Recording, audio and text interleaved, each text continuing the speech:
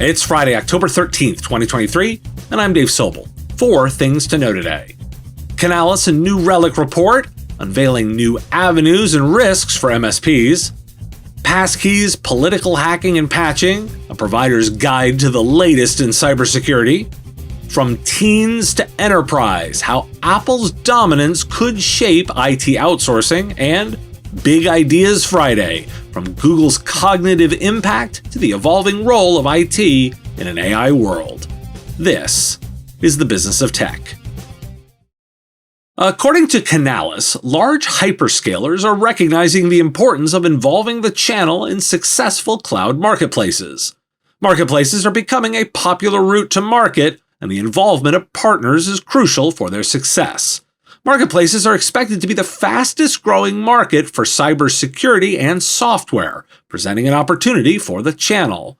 Distributors play a crucial role in managing transactions, and the hyperscalers recognize their value. According to the New Relic's Observability Forecast Report, outages with high business impact can have a median cost of $7.75 million.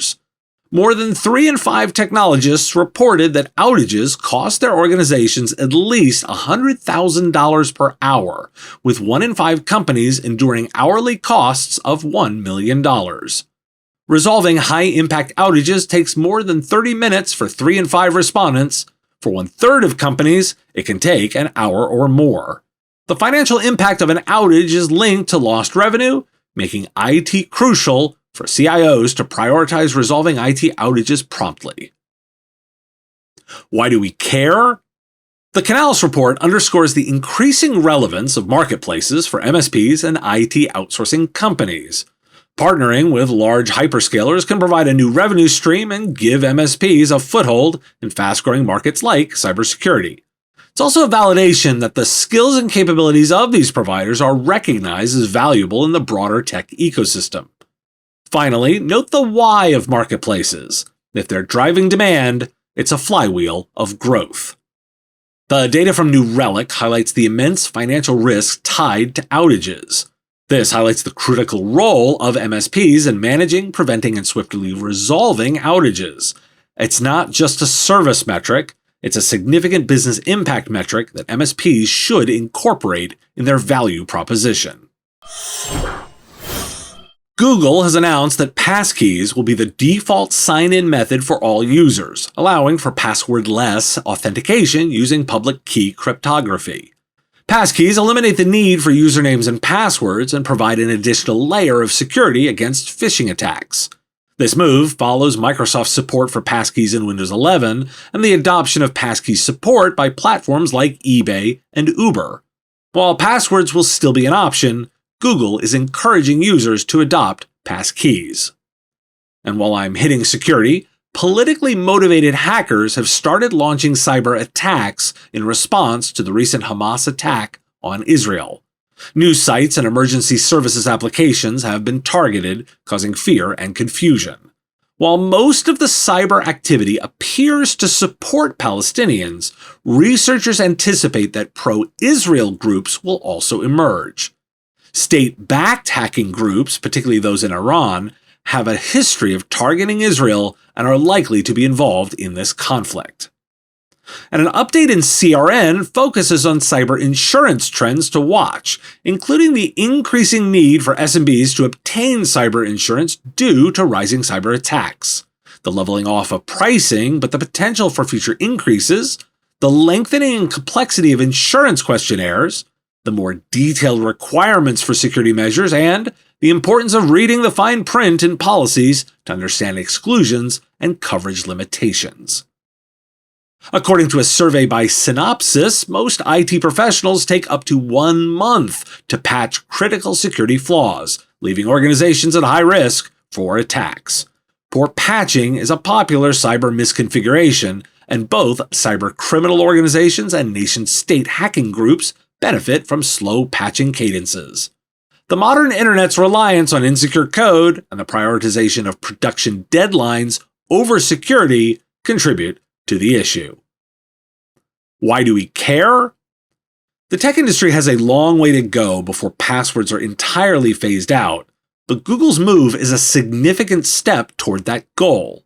The number one thing you can do right now is demand passkeys from your vendors for products you use and that you use with customers. Investment here is critical. While passkeys offer enhanced security, they also necessitate updates in system configurations and policy documentation. MSPs can seize this opportunity to lead clients through this transition, ensuring a seamless and secure experience. But you have to push your vendors. According to a survey by Piper Sandler, nearly 90% of US teenagers who own smartphones have iPhones. This dominance in the market is expected to benefit Apple in the long term. The survey also found that many teens use Apple Pay and own Apple Watches, but Spotify is more popular than Apple Music among this demographic. Another data point from the survey: mobile devices remain the number one preferred method for customer service interactions at 50% share, and text and SMS show the best multi-year gains. Now, why do we care?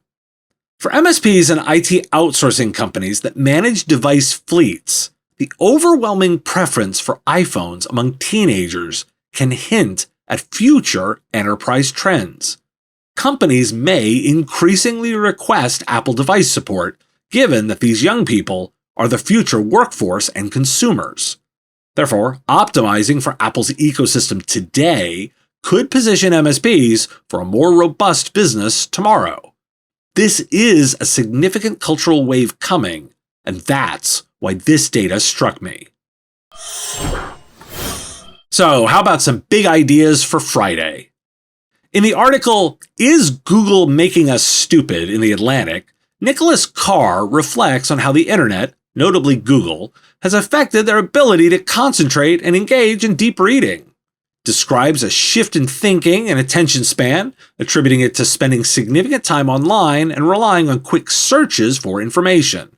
He suggests that the internet has changed how he processes information and engage with written content. In FinTech Futures, Richard Jeffries explores the concept of digital transformation that may become redundant in today's fast-paced and ever-evolving landscape.